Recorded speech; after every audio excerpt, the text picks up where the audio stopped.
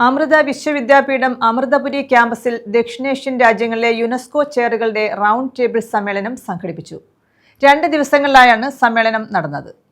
യുനെസ്കോയുടെ പ്രവർത്തനങ്ങളുടെയും നയപരമായ തീരുമാനങ്ങളുടെയും അഭിവാജ്യ ഘടകവും ഏറ്റവും വലിയ കരുത്തുമാണ് യുനെസ്കോ ചെയറുകളെന്ന് UNESCO New Delhi regional office director Tim Curtis പറഞ്ഞു.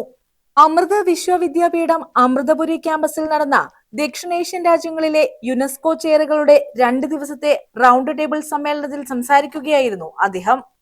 യുനെസ്കോ ഇന്ത്യയുടെ ആഭിമുഖ്യത്തിൽ നടന്ന ഹൈബ്രിഡ് സമ്മേളനത്തിൽ ഇന്ത്യ, നേപ്പാൾ, ബംഗ്ലാദേശ്, ശ്രീലങ്ക തുടങ്ങിയ രാജ്യങ്ങളിൽ നിന്നുള്ള യുനെസ്കോ പ്രതിനിധികളും വിദഗ്ധരും പങ്കെടുത്തു. വിദ്യാഭ്യാസം, സുസ്ഥിരത, ലിംഗസമത്വം, സാമൂഹ്യ വികസനം തുടങ്ങിയ മേഖലകളിലെ പരസ്പര സഹകരണം ശക്തമാക്കുകയായിരുന്നു ലക്ഷ്യം.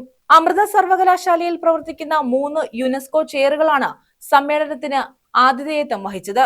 ബംഗ്ലാദേശിൽ നിന്നും സൂസൻ വൈസ്, നേപ്പാളിൽ നിന്നും ജാങ്കോ ടു ടോയിറ്റ് ഉൾപ്പെടെയുള്ള യുനെസ്കോയുടെ അന്താരാഷ്ട്ര പ്രതിനിധികൾ സമ്മേളനത്തിനെത്തിയിരുന്നു.